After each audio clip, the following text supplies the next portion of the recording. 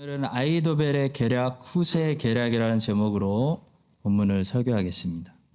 오늘 본문을 묵상하면서 세 가지 단어를 좀 생각할 건데요. 시간, 한 사람, 섭리라는 단어입니다. 오늘 이 세 가지 단어들을 중심으로 이 본문을 보면서 본문이 우리에게 말씀하시는 메시지를 듣고 또 본문이 계시하는 우리 하나님의 귀하신 놀라운 속성을 살펴보도록 하겠습니다. 자, 첫째로 시간부터 보겠습니다. 조급해하지 말고 시간을 가지고 신중하라는 메시지를 듣게 됩니다. 이 본문은 무슨 이야기냐면 압살롬에게 아이도벨이 작전을 말하고 또 후세가 작전을 말하는 그런 내용인데요. 재밌습니다. 아이도벨의 작전은 한마디로 즉시라는 말이었고요. 후세는 다른 말로 신중히라고 말했습니다. 아이도벨의 작전은 즉시 다윗을 쫓아가서 다윗을 제거하자였습니다. 반면에 후세 작전은 다윗과 부하들은 그렇게 만만한 사람들이 아닙니다. 섣불리 급하게 공격했다가 혹시 패배하게 되면 완전히 이게 소문이 퍼지고 사기가 꺾이기 때문에 군대를 먼저 재정비해서 온 군대를 모아서 더 신중히 공격해야 됩니다. 이 후세의 말이었어요. 자, 후세가 이 모략을 말한 것은 사실 다윗을 돕기 위함이었습니다. 다윗에게 지금 가장 필요한 것은 숨 돌릴 시간입니다. 재정비할 시간입니다. 다윗은 지금 곤하고 힘이 빠져 있기 때문에 아이도벨의 판단처럼 만약에 급히 이 군대가 들이닥치면 굉장히 위험한 상태에 있었어요. 매튜 헤니는 여기서 이런 주석을 달았습니다. 지금 이 급박한 순간에 다윗에게 있어 가장 절실한 것은 바로 시간이었다. 그래서 후세가 압살롬 앞에서 목숨 걸고 거짓말해서 다윗에게 주고자 한 것이 무엇이었냐면 바로 시간이었습니다. 후세는 압살롬 앞에서 지금 목숨 걸고 다윗에게 시간을 주고 있는 거예요. 시간을 끌어주고 있는 거예요. 성도 여러분, 다윗처럼 곤하고 지치고 힘이 빠져 있을 때가 있죠. 영어로 우리가 번아웃이 왔다. 영적 스피리추얼 디프레션에 빠졌다. 마틴 로이드 존스 목사는 영적 침체에 빠졌다라고 하기도 하는데요. 그때 하나님은 다윗에게 주셨던 것처럼 주의 백성들에게 무엇을 주시냐면 시간을 선물로 주세요. 시간을 주세요. 하나님은 항상 급한 분이 아니에요. 우리가 급하지. 하나님은 항상 충분한 시간을 주시더라고요. 곤하고 지치고 힘이 없을 때일수록 우리는 조급하게 밀어붙이고, 왜냐하면 답답하니까 견디질 못해서 빨리 결론 보려고 밀어붙이다가 섣불리 결정하면 안 되는 것입니다. 곤하고 지치고 힘이 없을수록 하나님의 백성들은 하나님께 충분한 시간의 선물, 기도의 시간, 회개의 시간, 돌아보는 시간을 받아서 신중해야 됩니다. 다윗은 후세를 통해 공급받은 그 시간의 선물을 가지고 다윗의 군대는 다시 살아났어요. 재정비가 돼서 이제 몇 장 뒤에 보시면 압살롬의 군대하고 충분히 싸울 수 있도록 충전되고 살아나는 걸 보게 돼요. 아이도벨은 사실 그걸 알기 때문에 충전하기 전에 밀어붙여서 다윗의 숨통 끊어놔야 된다. 그거였습니다. 본문 2절 보시겠습니다. 그가 곤하고 힘이 빠졌을 때 기습하여 그를 무섭게 하면 그와 함께 있는 모든 백성이 도망하리니 내가 다윗 왕만 쳐 죽이고. 자, 사탄의 계략은 아이도벨의 계략처럼 항상 우리로 하여금 선동해서 몰아붙이는, 조급하게 하고 몰아붙여서 완전히 주저앉아 버리는 그렇게 만들죠.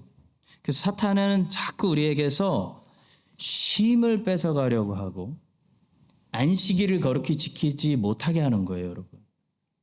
여러분, 사람이 쉬지를 못하고 예수 그리스도가 주시는 수고하고 무거운 짐진 자들에게 주시는 그 쉼을 계속 받지 못하고 안식일을 매주 연속으로 빼앗기면 어떻게 되는지 아세요? 힘이 다 빠져버려서 아이도벨의 계략처럼 완전히 탈진되고 주저앉아버리는 겁니다. 삐뚤어지는 거예요. 부정적이 되는 거예요. 하나님을 신뢰하지 못하고 더 이상 이스라엘처럼 하나님을 원망하는 거예요. 하나님 때문에 이렇게 됐다고. 하나님 때문에 내가 인생이 이렇게 됐다고. 그렇게 완전히 망하는 겁니다. 그래서 사탄은 우리의 안식일을 노려요. 예수 안에서 쉬지 못하도록 쉼을 노리는 거죠. 밀어붙이는 거죠. 존 오웬이라는 청교도 중인 다윗이라는 별명을 가진 목사님이 있었어요. 존 오웬은 죄와 유혹이라는 책에서 신자 안에는 선을 향한 의지와 죄를 향한 의지가 항상 같이 존재하는데 문제는 이 죄를 향한 의지가 언제 발동하는가, 언제 이게 막 발동을 하는가. 바로 선을 향한 의지를 성령께서 주셔서 우리가 선을 행하려고 할 때 죄를 향한 의지가 같이 발동한다라는 아주 예리한 분석을 하셨습니다. 로마서 7장 21절과 23절에서 성경은 이 진리를 이렇게 말씀합니다. 그러므로 내가 한 법을 깨달았노니 곧 선을 행하기 원하는 나에게 악이 함께 있는 것이로다.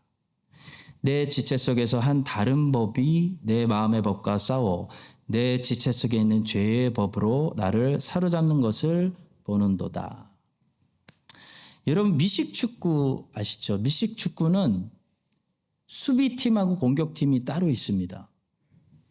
그래서 수비할 때는 수비팀만 나와서 수비만 하고 몇 번 안에 저 공격팀이 터치다운을 못하면 공수가 바뀌어서 공격할 때는 공격팀만 나와서 공격을 합니다. 야구도 비슷하죠? 야구는 수비할 때는 투수를 중심으로 수비만 하고 공수가 바뀌어야 공격할 때는 이 타자들 중심으로 공격만 합니다. 근데 축구하고 농구는 달라요. 축구와 농구는 공격을 하면서 수비를 합니다. 공격을 하려고 수비를 방심하다가는 카운터 어택이라고 하죠. 역습을 당해요. 그래서 어떻게 하냐면 한참 공격을 하려고 올라갈 때도 상대방 선수들이 기습 공격을 하지 못하도록 수비를 신경 써야 돼요. 여러분들 크리스찬의 삶이 그와 비슷한 것 같아요. 우리는 선을 행할 때 신나서 선만 행하면 안 됩니다. 신나서 봉사하고 집회에서 은혜 받고 그 다음이 제일 위험한 거예요. 신나서 봉사하고 선교지 가고 하다가 갑자기 시험이 확 들어와요. 사탄의 화살이 명중해가지고 상처받는 성도들이 얼마나 많은지 몰라요. 다 경험이 있으시죠. 왜 그럴까요? 전신갑주를 벗어서 그래요. 내가 성령 충만하니까 겁나는 게 없는 거예요. 전신갑주를 벗은 거예요. 너무 들뜬 거예요. 흥분한 거, 흥분. 여러분, 은혜 받으면 기분 좋습니다. 행복합니다. 근데 행복하다고 들뜨면 안 돼요. 방심하면 안 됩니다. 전신갑주를 벗으면 안 돼요. 가장 성령 충만한 사람이 사역할 때 가장 치명적인 그런 시험을, 역습을 당할 수가 있습니다. 그래서 항상 수비진을 접으면 안 됩니다. 신앙생활이라는 것은 오펜스와 디펜스가 동시에 이루어지는 생활입니다. 그래서 선교제 가는 선교팀이 기도를 많이 해야 하는 까닭이 바로 여기 있어요. 기도를 많이 해야 돼요. 가장 깊숙이 들어가서 적진에 들어가서 복음으로 마귀의 진영에 그냥 공격을 퍼붓다가 어떻게 되냐면 그것까지는 좋은데 내가 털려요. 내 집안이 다 털려요. 여러분, 아이성 전투를 우리 역으로 생각해 봅시다. 오늘 우리가 이스라엘이 아니라 아이 사람들이라고 생각해 보세요. 첫 번째 전쟁에서 아이 사람들은 신나게 이스라엘을 혼내주고 들떠 있었습니다. 그래서 두 번째도 모든 군인들을 그냥 총동원해가지고 이스라엘 혼쭐 내주려고 공격에만 배치했어요. 그것이 아이 사람들의 치명적인 실수였습니다. 성이 텅텅 비어 있었어요. 성문이 열려 있었고 성문을 지키는 사람이 한 사람도 없었어요. 전부 공격하러 나간 거예요. 수비진 다 걷었어요. 지난번에도 우리가 그렇게 승리했는데 이번에도 승리할 수 있어. 전부 공격하러 나간 거예요. 한마디로 상대방 우습게 보고 10대 0, 11대 0 되니까 골키퍼까지 나도 좀 넣어보자. 골키퍼까지 골문 놔두고 나간 거예요. 골르러. 결과는 어떻게 됐습니까? 생각지도 못한 이스라엘의 복병, 숨은 군대가 있었어요. 숨은 군대가 나타나가지고 아이성으로 들어가서 성을 불질러 버렸습니다. 여호수아 8장 16절과 17절 한번 보시겠습니다.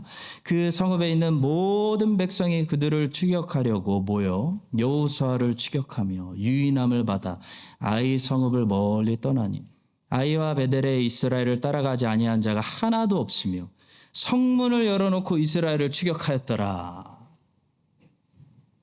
성문 열어놓고 나갈 때가 우리가 얼마나 많은지 몰라요, 여러분. 아이 성과 같이 막 사역하다가 자기 영혼의 집에 이 숨어있는 마귀의 복병들에게 먼저 털리는, 시험이 확 들어오는 그런 일이 우리에게 얼마나 많이 일어나는지 모릅니다. 선교하다가 시험받고 오히려 목사가 되고 신앙이 떨어지는 사람들이 많아요. 선교사가 돼서 더 시험받는 사람들이 얼마나 많은지 몰라요. 왜 그럴까요? 수비를 하지 않아서 그래요. 방어하지 않고 전신갑주를 입지 않고 기도하지 않고 사역만 해서 그래요. 성도 여러분, 크리스찬은 수비하면서 공격해야 됩니다. 공격할수록 공격이 잘 될수록 수비에 신경을 써야 돼요. 전도 많이 할수록 기도하는 시간이 많아져야 돼요. 교회가 부흥될수록 더 예배부터 잘 드려야 되고요. 모든 교우들이 성경을 읽어야 되고요. 기도해야 돼요. 기본에 충실해야 돼요. 전신갑주를 튼튼히 입고 있어야 됩니다. 왜냐하면 부흥될수록 교회에는 하나님의 자녀들만 들어오는 게 아니에요. 예수님이 설교하시는 회당에 귀신 들린 자도 와서 앉아 있었어요. 마귀도 같이 들어와요. 신천지도 같이 들어와요. 이단도 같이 들어와요. 인본주의 같이 끌고 들어와서 앉아있기 때문에 교회는 커질수록 수비대가 강해져야 돼요. 농구에서 90년대에 시카고 불스나 축구에서 2000년대 AC 밀란 같은 이 최고의 스포츠 팀들의 공통점이 있어요. 여러분. 수비가 강했다는 거예요. 공격만 잘한 게 아니에요. 수비를 최고 잘하는 선수들로 구성이 되어 있었어요.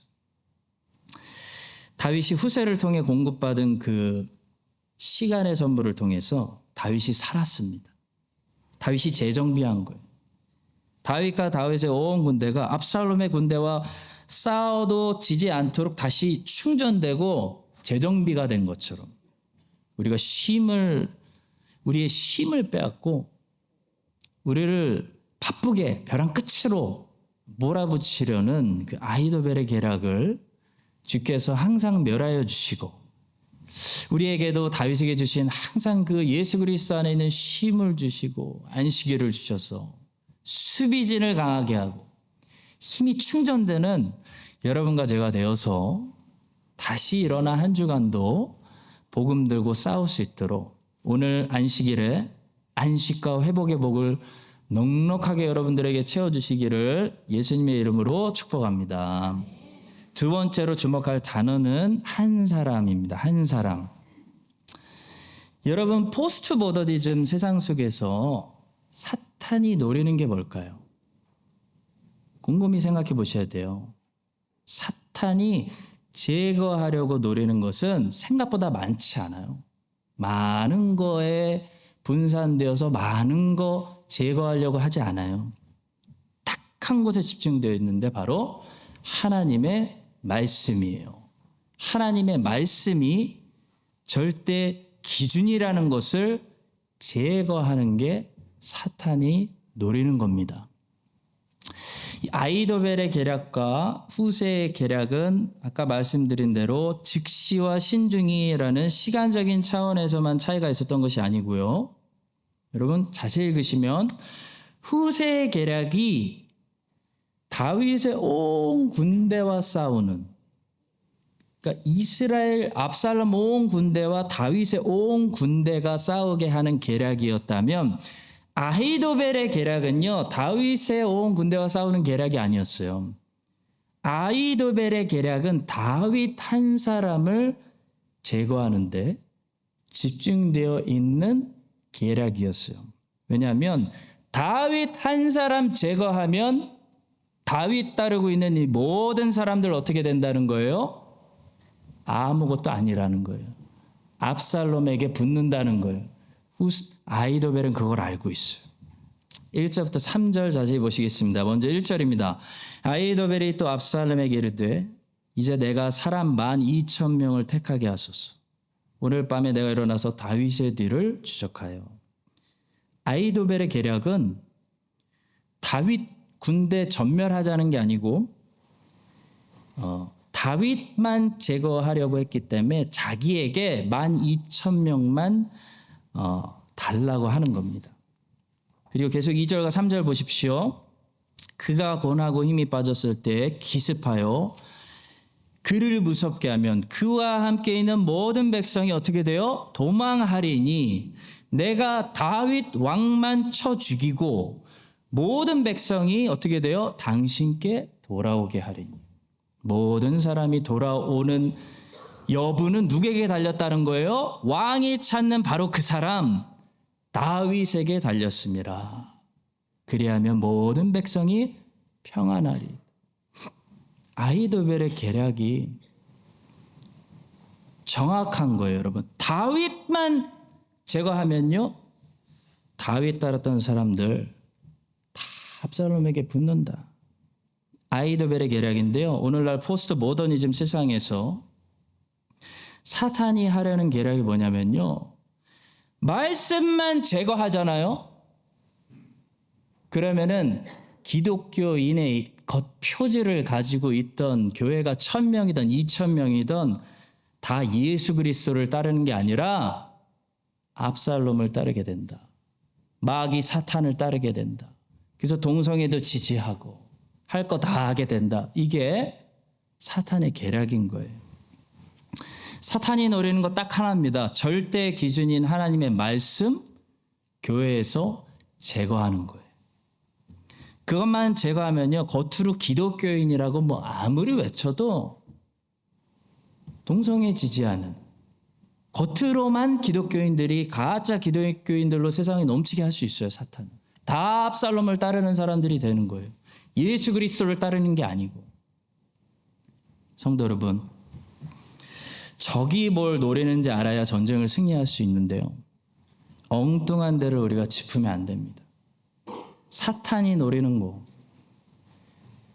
태초부터 사탄이 노리는 거, 하나님 말씀이 절대 기준이 아니라는 거예요. 여호와께서 너에게 참으로 말씀하시되 선악과를 먹지 말라고 하시더니, 하나님 말씀에 퀘스천을 다는 거예요. 하나님 말씀이 정말 신뢰할 수 있는 절대 기준 맞냐? 이게 사탄의 공격 부분이에요. 여러분, 이 말씀만 해체시키면 포스트 모더니즘 세상 만들어서 마음대로 압살롬을 따르도록, 마귀 사탄을 따르도록 만들 수 있습니다. 반면에 적이 이걸 노리고 있구나라는 거를 알아서 이것만 지키면 아무리 적이 여러 가지 모양으로 공격을 하고 유혹을 해와도 적을 이길 수가 있습니다. 그게 뭐죠? 하나님 말씀이 변하지 않는 모든 것의 절대 기준이다라는 진리를 우리가 믿고 지키는 거예요. 이것을 지키는 사람은 세상이 아무리 변해도요 절대로 못 이겨요. 이 사람 못 이겨요. 성도 여러분, 기독교인들은 바르다라는 말을 성경적이다라는 말로 이해하고 사용하는 겁니다. 그리스도인들에게는 성경적인 것이 옳은 것이고 바른 것이에요. 그리스도인들에게 정경은 성경입니다. 성경. 근데 이 정경이라는 헬라어 카논은 줄이라는 뜻을 가지고 있어요. 줄.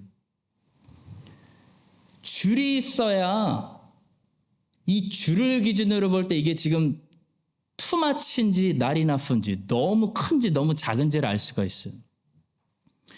줄이 키를 재는 기준입니다. 여러분, 줄이 다르면 골치가 아파요. 그래서 미국 가면 머리가 아픈 거예요. 킬로미터가 아니라 마일을 쓰잖아요. 마일을. 그래서 여러분, 미국에서 혹시 운전하시게 되면 그 90이라고 써 있다고 90km인 줄 알고 밟으시면 큰일 나요. 150km 달리는 거예요. 150km. 90마일이에요. 포스트 모더니즘. 줄이 없는 세상. 각자 상대적으로 내가 줄을 정하고 나만 만족하면 된다는 이 세상 속에서 우리가 바르게 살려면, 그래서 복을 받으려면 줄을 알아야 돼요. 줄에 민감해야 돼요. 그 줄을 기준으로 투마치인지 not enough인지를 계산해야 돼요. 성경이 줄입니다, 여러분. 성경이 요즘 유행하는 그거에 대해서 뭐라고 말하는지를 알아야 돼요. 성경 공부를 통해서. 하나님은 어떻게 생각하시는지를 들어야 돼요. 구약의 이스라엘의 흥망성쇠는 선지자를 통해 선포되는 그 하나님 말씀을 듣느냐 안 듣느냐에 있었습니다. 그들이 망한 것은 죄를 져서가 아닙니다. 죄는 항상 졌습니다. 유다가 국가적으로 멸망당한 것은 예레미야 선지자의 말을 안 들어서 그랬어요. 북이스라엘이 망한 것은 아모스와 호세아의 선지자의 말을 안 들어서 망한 거예요. 하나님의 말씀은 언제나 죄에 대한 심판이 있습니다. 죄를 못 짓게 합니다. 죄를 책망합니다. 그렇기 때문에 죄를 짓기 원하는 사람이 하나님 말씀을 안 듣는 거예요. 근데 그 죄에 대한 심판과 더불어 하나님 말씀은 살 길, 은혜로 구원받을 수 있는 피할 길을 같이 제시해요. 그래서 듣기 싫어도, 죄에 대한 책망이 싫어도 하나님 말씀을 들으면 이 죄에 대한 멈춤, 제지, 심판과 동시에 살 길을 알려주세요. 그래서 말씀을 듣는 자는 사는 거예요. 그게 구원이에요, 구원. 근데 유다는 예레미야를 통해 선포되는 하나님의 말씀에 귀를 닫아버렸어요. 이스라엘은 아모스와 호세아 선지자를 통해 회개하고 돌아오면 산다라는 하나님 말씀의 귀를 닫아버린 거예요. 그래서 하나님 말씀을 버려서 망한 겁니다. 기준을 버리니까 여러분 제일 무서운 게 뭔지 알아요? 망해 가는 것도 깨닫지 못했어요. 기준이 없으니까 이게 투마치여도 투마치인지를 모르는 거예요. 그래서 유다는 자기들이 망해 가는데도 몰랐어요. 망하는지. 망하고 나서 알았어요. 망했구나. 기준이 없으니까. 캘리포니아에 계시는 존 메가더 목사님은 1939년생이시니까 올해 84세이십니다. 존 메가더 목사님은 현재 담임하고 계시는 그레이스 커뮤니티 교회에서 평생 심호하셨어요. 40년 넘게 제 나이만큼 심호하신 거예요. 이번 주에 제가 책을 읽으면서 이분이 어떻게 목회의 부르심을 받게 되었는지 고백하시는 부분을 읽었습니다. 목사가 되지 않는 것은 두려운 일이다. 내가 18세였을 때 주님은 시속 113km로 달리는 차 밖으로 나를 던지신 적이 있다. 나는 등이 바닥을 향한 채로 떨어졌고 약 100m를 미끄러졌다. 하지만 하나님의 은혜로 죽지 않았다. 의식도 잃지 않고 고속도로에서 일어났을 때 나는 그리스도를 섬기는 일에 내 삶을 드렸다. 하나님이 내게 원하시는 것, 즉 그분의 말씀을 전하는 일을 더 이상 거부하지 않겠다고 말씀드렸다. 그 후로 참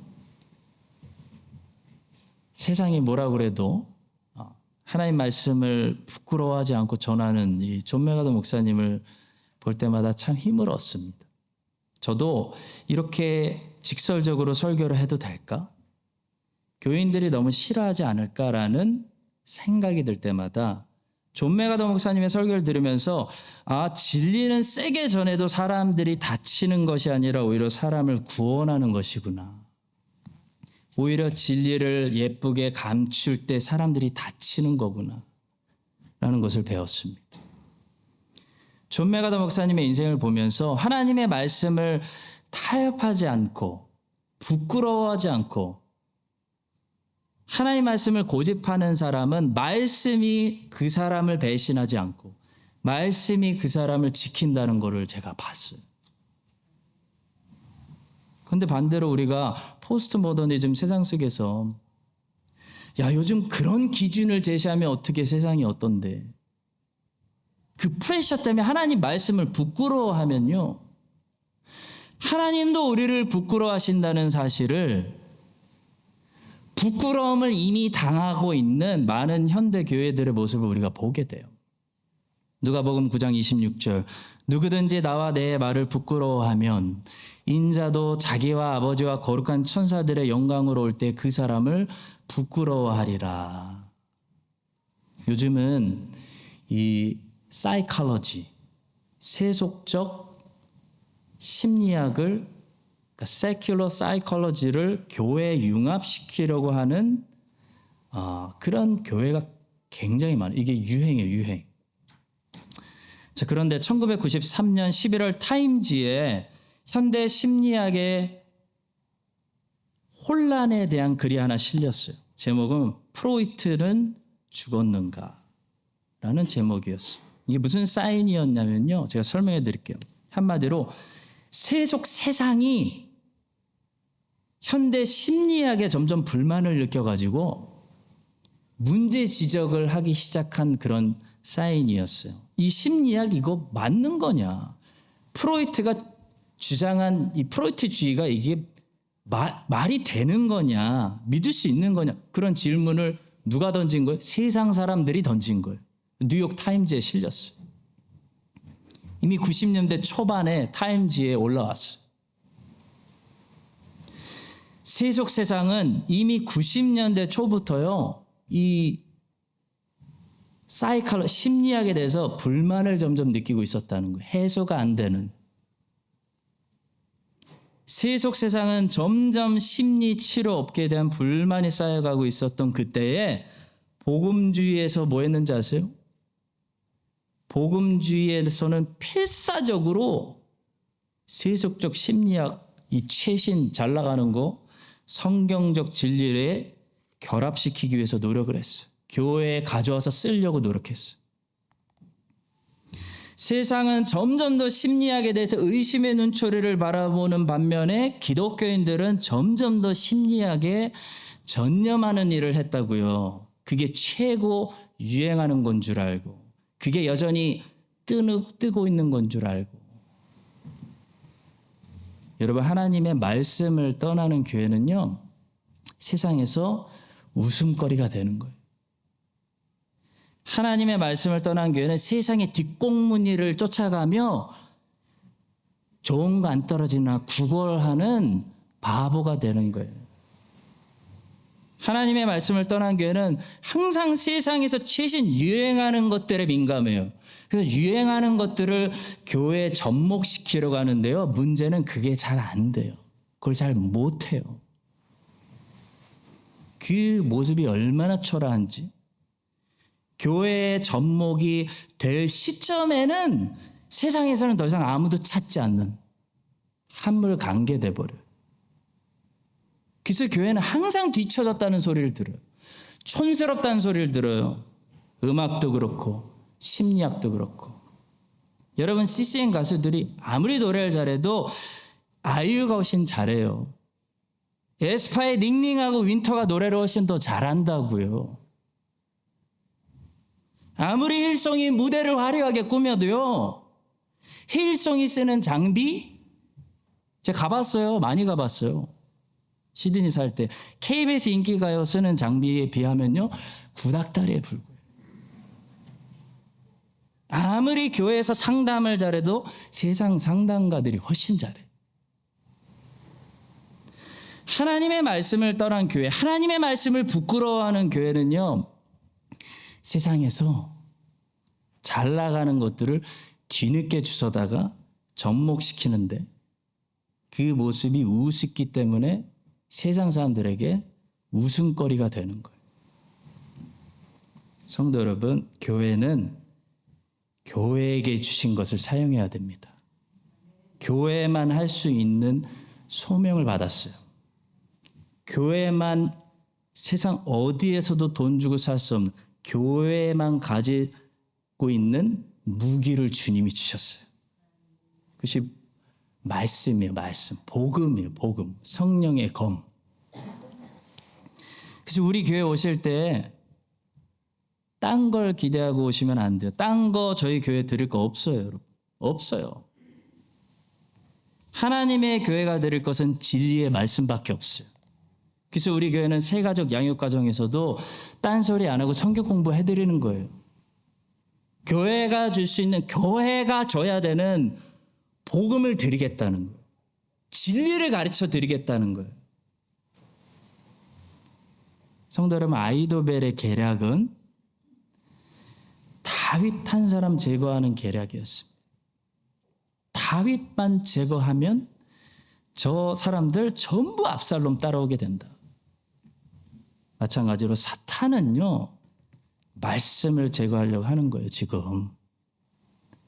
말씀 제거시키면 아무리 기독교인들이 평화를 외쳐도 말씀 없는 평화, 말씀 없는 사랑, 말씀 없는 인권 외쳐도 그 인권은 여호와의 편에서는 인권이 아니고 마귀의 편에서는 인권이기 때문이에요. 여러분, 이 사실을 기억하시고 여호와의 말씀으로 이 포스트 모더니즘, 온 세상과 우리 함께 맞짱을 떠서 루터처럼, 바울처럼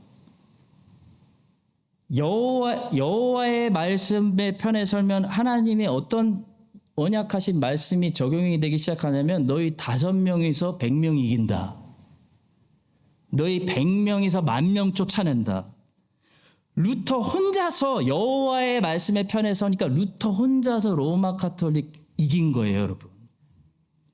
여호와의 말씀의 편에 서는 자는 존 메가더 목사님 혼자서 캘리포니아 전체를 이기고 있는 거예요.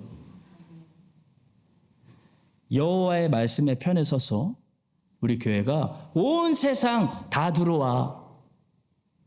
포스트 모더니즘 온 세상과 맞짱을 떠서 여호와의 말씀이 이기는 것을, 그 승리를 경험하시는 여러분과 저의 인생이 될 수 있기를 예수님의 이름으로 간절히 축원합니다. 마지막 3번째로 주목할 단어는 섭리입니다. 섭리. 본문에서 우리는 사람들과 상황 위에서 다스리시고 역사를 주관하시는 하나님의 손길을 보게 됩니다. 그 첫 번째 역사가 어디서 나오냐면요, 5절에 나옵니다. 5절. 갑자기 압살롬의 마음에 후세 이야기도 좀 들어보자 라는 마음이 들었어요. 이게 하나님 섭리예요, 섭리. 하나님이 마음을 줘버리시고 생각을 넣어버리시면 사람이 어쩔 수 없는 거예요, 여러분. 이걸 하나님의 섭리라고 불러요. 하나님의 섭리 보겠습니다. 5절입니다. 압살롬이 이르되 아렉 사람 후세도 부르라. 우리가 이제 그의 말도 듣자. 이거 안 했으면 압살롬이 아히도벨의 말 듣고 가서 무조건 이기는 건데 이거 해서 압살롬이 후세의 말 듣게 되고 후세의 말 들어서 실패하는 겁니다. 쿠데타에. 자, 본문 14절은 이렇게 된 것이 우연이 아니었다. 압살롬의 실수도 아니었다. 이렇게 된 것이 압살롬을 심판하시는 하나님의 섭리였다. 우리에게 해석을 해주고 있어요. 본문 14절은 해석이 있어요. 보시겠습니다. 압살롬과 온 이스라엘 사람들이 이르되 아렉 사람 후세의 계략은 아히도벨의 계략보다 낫다 하니 이는 여호와께서 압살롬에게 화를 내리려 하사 아히도벨의 좋은 계략을 물리치라고 명령하셨음이더라. 여호와께서 명령하셨다는 것을 압살롬의 귀는 듣지 못해요. 압살롬의 눈은 알지 못해요. 그러나 성경은 무슨 해석을 보여주는 거냐면 여호와께서 위에서 명령하셨다. 하늘에서 하나님께서 명령하고 계신다는 거예요, 여러분. 그래서 우리 눈에는 안 보입니다. 우리 귀에는 안 들립니다. 그러나 이 땅의 보좌 위에 역사를 주관하시고 계시는, 통치하고 계신 하나님의 보좌가 있다. 그게 섭리라는 거예요, 섭리. 성경은 그 섭리를 우리에게 보여줘요. 자, 이와 비슷한 장면이 열왕기상 22장에 나오는데요. 너무나 재밌어요. 아합의 죽음이야, 아합의 죽음. 자, 배꼽 잡을 준비하세요, 여러분. 열왕기상 22장. 아합이 아람이라는 나라하고 길르앗 라못이라는 본래 이스라엘 땅이었는데 지금 아람이 지배하고 있어요. 그래서 이 땅을 다시 뺏어와야 되냐 말아야 되냐를 두고 아람하고 전쟁할까 말까를 고민하고 있습니다. 자, 그때 야, 전쟁 나가면 우리 이길 것 같아? 질 것 같아? 그걸 알고 싶어서 선지자들에게 물어봐요. 전부 이방신들을 섬기는 선지자들이었어요. 특히 이방신들을 섬기는 선지자들이 하나같이 아합 왕에게 뭐라고 얘기했냐면 나가세요, 나가세요. 출전하면 무조건 승리합니다. 우리 무조건 이긴 게임이에요, 이거는. 이렇게 했습니다. 자, 그래서 그때 곁에 있던 유다 왕 여호사밧이 야, 그래도 여호와의 선지자에게도 물어봐야죠 해가지고 아합이 평소 싫어하던 여호와의 선지자 미가야라는 사람을 불렀습니다. 그래서 미가야에게도 물었어요. 야, 미가야야, 너 똑바로 얘기해. 전쟁 나가면 내가 이기겠니 못 이기겠니? 그랬더니 미가야가 석이 없이 대답합니다. 아, 이겨. 나가세요, 나가. 그 소리 딱 듣고 의심스러워가지고 아합 왕이 미가야에게 똑바로 얘기하거라. 솔직히 말해라. 얘기했어요. 그때 미가야가 솔직히 말하는데 엄청난 이야기를 해요. 기가 막힌 이야기를 해요. 열왕기상 22장 19절부터 23절 여러분 한번 천천히 보시겠습니다. 미가야가 이르되 그런즉 왕은 여호와의 말씀을 들으소서. 내가 보니 여호와께서 그의 보좌에 앉으셨고 하늘의 만군이 그의 좌우편에 모시고 서 있는데 여호와께서 말씀하시기를 애들아 누가 저 아합을 깨서 길앗 라못에 올라가게 만들어서 죽게 할까 하시니 하나는 제가 길앗 라못 전쟁하라고 이렇게 하겠습니다. 제가 밀어붙이겠습니다. 하였는데 한 영이 나와 여호와 앞에 서서 말하되 제가 그를 꿰겠습니다. 여호와께서 그에게 이르시되 어떻게 할 건데 이르되 내가 나가서 거짓말하는 영이 되어 그의 모든 선지자들의 입에 있겠나이다. 여호와께서 이르시되 허락한다. 너는 꿰겠고 이루리라. 나가서 해라. 명령 떨어졌어요. 이제 여호와께서 이렇게 거짓말하는 영을 왕의 모든 선지자의 입에 넣으셨고 왕이시여 나가소서 승리합니다. 여호와께서 왕에 대하여 화를 말씀하셨습니다. 하나님께서 하늘 보좌에 앉으셨어. 이 땅의 역사들을 다스리고 주관하고 계시는 이 하나님의 주권과 섭리를 이렇게 잘 보여주는 장면은 없는 것 같아요. 하나님이 아합을 죽게 하시려고 정하셨더니 땅에서 아합을 둘러싼 선지자들이 자꾸 그런 생각이 드는 거예요. 왕에게 전쟁 나가시라고. 이거 이길 수 있다고. 하는 역사가 일어나서 아합이 그 전쟁 나가서 여러분 죽었어요. 근데 더 기가 막힌 것은, 더 재밌는 것은 아합이 미가야의 말을 들었잖아요. 그래서 불안한 거예요. 불안해. 그래서 그 전쟁에 어떻게 참여했냐면 왕복을 입고 참여한 게 아니라 일반 병사처럼 참여했어요. 일반 병사처럼 정체를 밝히지 않고 참여한 아합에게 어떤 일이 일어났냐고 성경은 코미디예요. 열왕기상 22장 34절과 35절은 이렇게 말씀합니다. 한 사람이 무심코 화를 당겨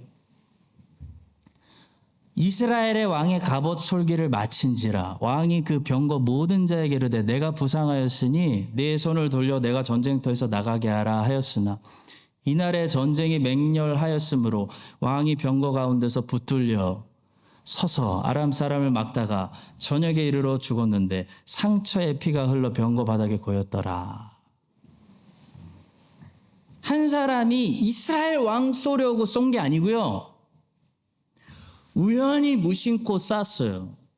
근데 그 활을 다스리는 하나님의 섭리가 그 활이 아합 왕의 갑옷 솔기를 마치게 했어요.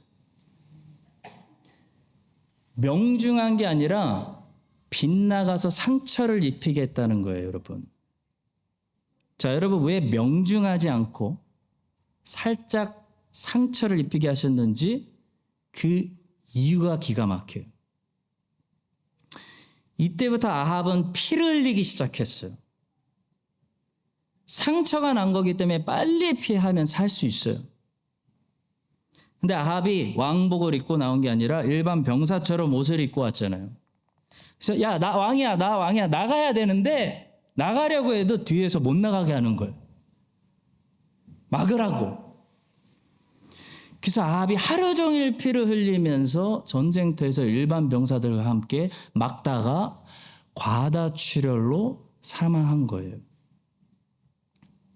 여러분, 왜 하나님께서는 화살이 아합의 심장을 명중하지 못하게 하시고 상처를 입히게 하셨을까요?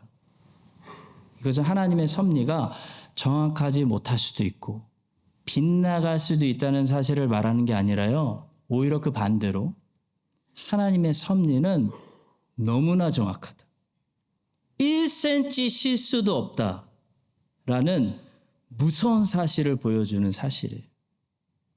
어떤 사람이 우연히 쏜 화살이 아합의 갑옷의 솔기를 맞춰서 아합이 그때부터 피를 흘리며 죽게 하신 것은, 땅에 피를 쏟으며 죽게 하신 것은 하나님의 다음과 같은 말씀이 이루어지게 하기 위함이었어요.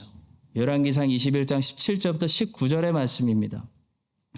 여호와의 말씀이 디셉 사람 엘리야에게 임하여 이르시되 너는 일어나 내려가서 사마리아에 있는 이스라엘의 아합 왕을 만나라. 그가 나봇의 포도원을 차지하러 그리로 내려갔나니 너는 그에게 말하여 이르기를 여호와의 말씀이 내가 죽이고 또 빼앗았느냐고 하셨다 하고 또 그에게 이르기를 여호와의 말씀이 개들이 나봇의 피를 핥은 곳에서 개들이 너의 피, 내 몸의 피도 핥으리라 하였다 하라.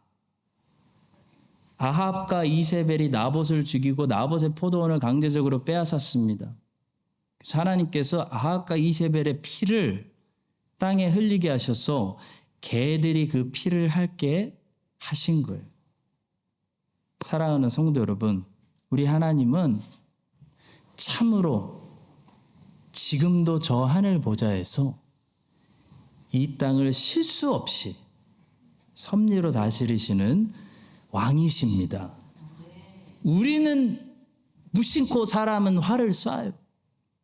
그냥 저쪽이 전쟁 중이니까 저쪽으로 쏴야 된다는 것만 알고 쏘는 거죠. 아합을 맞추려고 쏘는 게 아니에요. 근데 그 화살이 정확한 곳에 가서 맞게 하시는 분은 하나님이라는 사실이에요. 하나님께서 사실 다윗의 간음죄를 심판하시기 위해서 칼이 너의 집에서 영원히 떠나지 아니하리라 말씀하셨더니 압살롬의 반역이 일어난 거고요. 또 하나님이 반역하는 이 괘씸한 압살롬을 죽이려고 결심하시니까 아히도벨의 계략이 처음으로 무시당해요. 그리고 어이없이 후세의 계략이 선택되는 일이 일어나요. 하나님이 아합을 죽이려고 작정하시니까 아합 주변의 모사들이 정신이 행해가지고 전쟁에 나가라. 분명히 이긴다고 부추기는 역사가 일어나요. 여러분 이 사실을 기억하시고 우리 하나님을 두려워하시기 바랍니다.